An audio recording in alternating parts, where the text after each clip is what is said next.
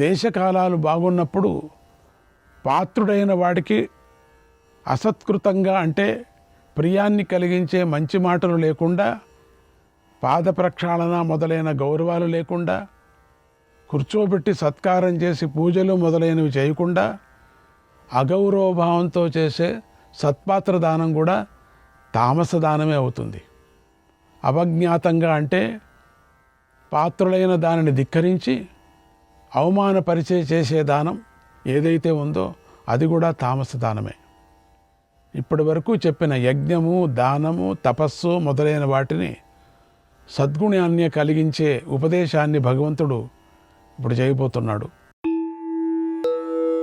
ఓం తత్సదితి నిర్దేశః బ్రహ్మణస్త్రివిధ స్మృతః బ్రాహ్మణాస్తేన వేదాశ్చ యజ్ఞాశ్చ విహితాః పురా.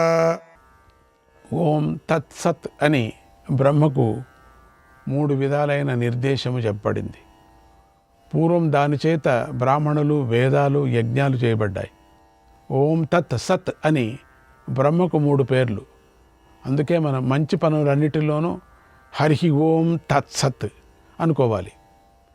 వేదపాఠం ప్రారంభించినప్పుడు, ముగించినప్పుడు కూడా హరి ఓం తత్సత్ అనటం సంప్రదాయం.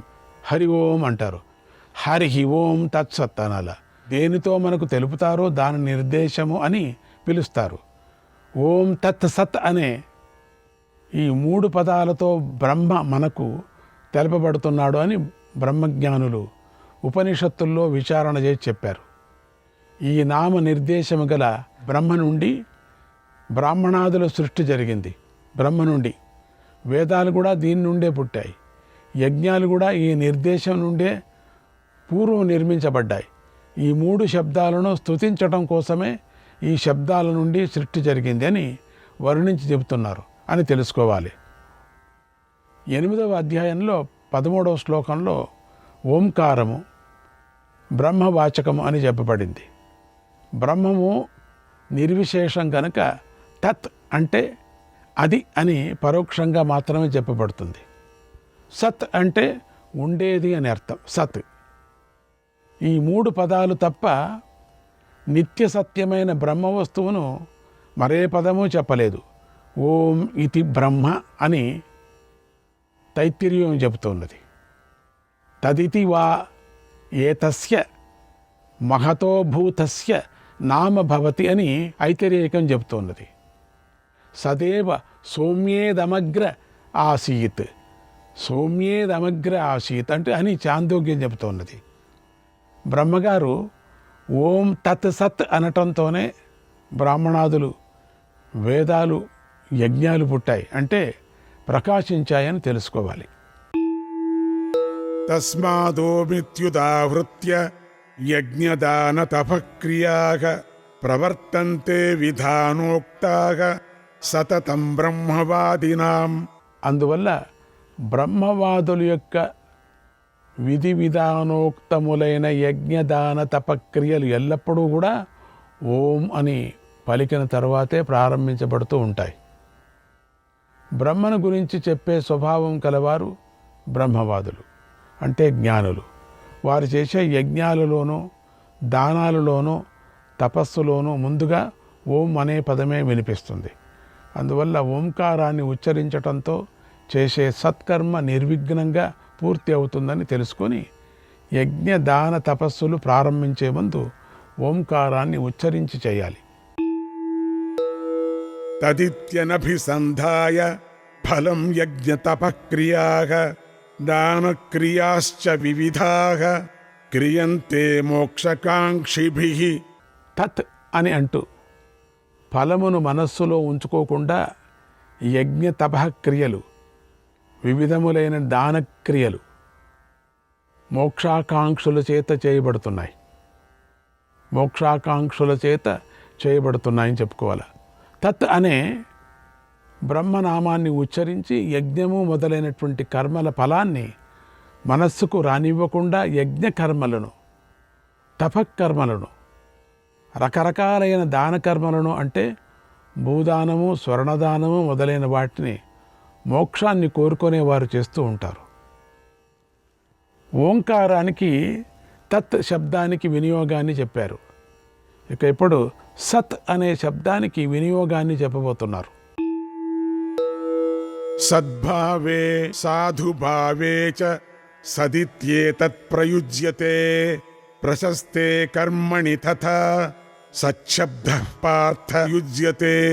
ఓ పార్థుడా, సద్భావంలోనూ సాధుభావంలోనూ సత్ అనేది ప్రయోగింపబడుతుంది. మరియు ప్రశస్తమైన కర్మలోనూ సత్ అనే శబ్దం ప్రయోగింపబడుతుంది. లేనిది కలుగుతుంది అనే అర్థంలో సత్ శబ్దం ప్రయోగింపబడుతుంది.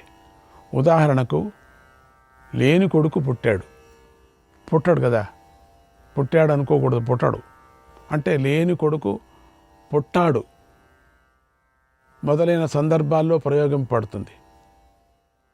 అలాగే సాధుభావంలోనూ అంటే చెడు ప్రవర్తన గల అసాధువు మంచి ప్రవర్తన గల సాధువుగా మారటంలోనూ సత్ అనే శబ్దం ప్రయోగింపబడుతుంది. ప్రశస్తమైన అంటే వివాహము మొదలైన కర్మల్లోనూ కూడా సత్ అనే శబ్దము ప్రయోగింపబడుతూ ఉంటుంది. కొత్తగా కలిగిన దాన్ని పొందటంలోనూ, చెడ్డవాడు మంచివాడు కావటంలోనూ, మంచి కర్మల్లోనూ సత్ అనే బ్రహ్మనామాన్ని వాడతారు. అందువల్ల బ్రహ్మ యొక్క సత్ అనే ఈ నామము కర్మ సాద్గుణ్యాన్ని కలిగించటంలో అంటే సాధనమై ఉంది అని తెలుసుకోవాలి. ప్రశస్తమైన కర్మ వేదోక్తమై ఉంది కనుక అందులో సత్వం ఉంటుంది కనుక దానిని సత్కర్మ అని పెద్దలు పిలుస్తారు. యజ్ఞే తపసి దానే చ స్థితిః సదితి చోద్యతే కర్మ చైవ తదర్థీయం సదిత్యేవాభిధీయతే. యజ్ఞంలోనూ తపస్సులోనూ దానంలోనూ నిలిచి ఉండటము సత్ అని పిలువబడుతుంది. దానికై చేయబడే కర్మ కూడా సత్ అనే పేరుతోనే చెప్పబడుతుంది. యజ్ఞకర్మలో నిష్టగా కదిలిపోకుండా నిలిచి ఉండటము, అలాగే తపస్సును దానంలోనూ కూడా నిష్టగా కదిలిపోకుండా నిలిచి ఉండటం అనేది సత్ అని విద్వాంసుల చేత పిలువబడుతుంది. మరి యజ్ఞ దాన తపస్సులకై లేదా ఓం తత్ సత్ అనే నామత్రయంతో పిలువబడే బ్రహ్మకై చేయబడే కర్మ కూడా సత్ అనే చెప్పబడుతుంది. ఇక అశ్రద్ధతో చేసిన కర్మ నిష్ఫలమవుతుందని చెబుతూ అధ్యాయార్థాన్ని ఉపసంహారం చేయబోతున్నారు. ఈ యజ్ఞము దానము తపస్సు అనే వాటికై చేసే కర్మ సాత్వికం కాకుండా విగుణమై ఉన్నప్పటికీ శ్రద్ధాపూర్వకంగా బ్రహ్మ యొక్క ఓం తత్ సత్ అనే నామత్రయాన్ని ఉచ్చరిస్తూ చేయటమే సగుణము, సాత్వికమవుతుంది. అందులోనూ ఈ అన్ని కర్మలను శ్రద్ధాప్రధానంగా చేయటం వల్లనే అన్నిటినీ చేసినట్టు అవుతుంది కదా. అందువల్ల భగవంతుడు ఇలా చెబుతున్నాడు, అశ్రద్ధయా హుతం దత్తం తపస్తప్తం కృతం చ యత్ అసదిత్యుచ్యతే పార్థ నచ తత్ప్రేత్యనో ఇహ. ఓ పార్థ, అశ్రద్ధగా హోమం చేసినది, దానం చేసినది మరియు అనుష్ఠించిన తపస్సు చేసిన కర్మ అనేది ఏదైతే ఉందో అది అసత్ అని పిలువబడుతుంది. అది మరణించిన తర్వాత కూడా ఫలాన్ని ఇవ్వదు. ఇక్కడ బ్రతికి ఉండగానూ ఫలాన్ని ఇవ్వదు. ఈ అధ్యాయము అర్జునుడు ప్రశ్నతో ప్రారంభమైంది. అర్జునుడు తన ప్రశ్నలో శాస్త్ర విధిని విడిచిపెట్టి శ్రద్ధతో చేసిన కర్మ సాత్వికమా రాజసమా తామసమా అని అడిగాడు. భగవంతుడు శ్రద్ధను గురించి తెలిపి ఇక ఇప్పుడు అశ్రద్ధతో చేసేది ఏది ఫలాన్ని ఇవ్వదు అని చెబుతున్నాడు. అశ్రద్ధగా హోమము చేసినది, అశ్రద్ధగా దానం చేసినది, అశ్రద్ధగా ఆచరించిన తపస్సు, అశ్రద్ధగా చేసిన కర్మ, అశ్రద్ధగా చేసిన దేవతాస్తుతి నమస్కారము మొదలైనవన్నీ అసత్ అనే పేరుతోనే పిలువబడతాయి. ఇక్కడ లేదు కదా, సత్యమే లేదు దీంతో.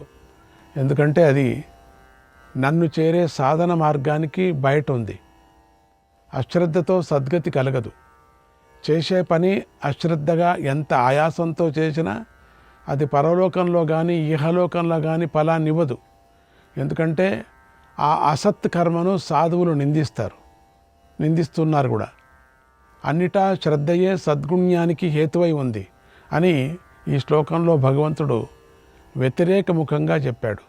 అందువల్ల సాత్విక శ్రద్ధయే సుఖాన్ని కోరుకునే వారి చేత తల్లిలాగా శరణు పొందదగినదై ఉంది కదా. ఇది శ్రీమద్భగవద్గీతాసు ఉపనిషత్సు బ్రహ్మ విద్యాయాం యోగశాస్త్రే శ్రీకృష్ణార్జున సంవాదే శ్రద్ధాత్రయ విభాగయోగో నామ సప్తదశోऽధ్యాయః.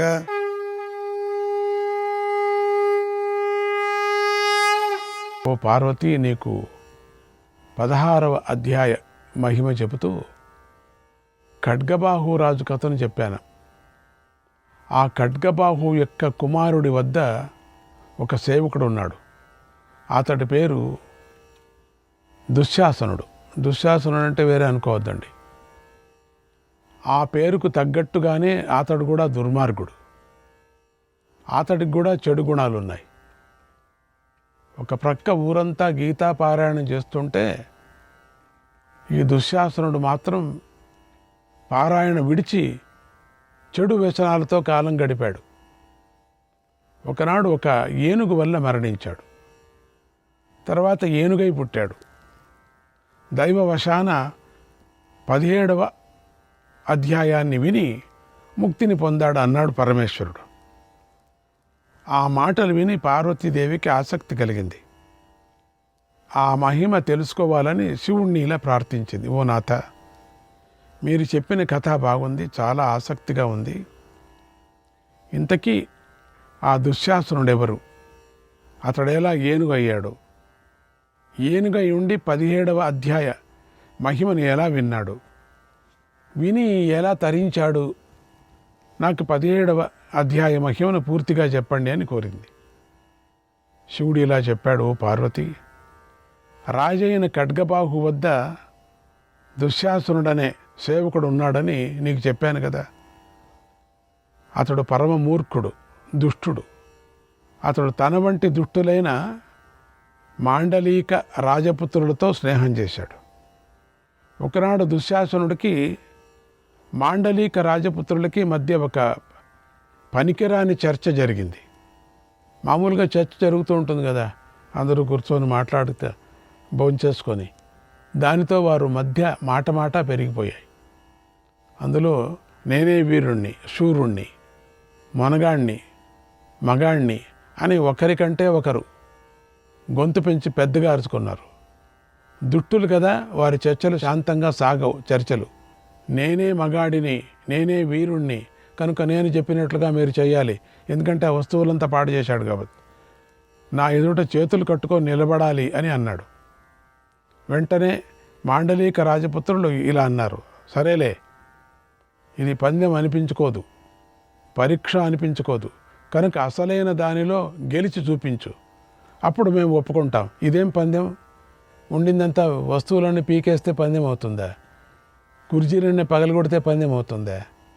ఇదేంటి? ఇదేం బాగలేదబ్బా. అందుకని నిజమైన పందెం కడదాం.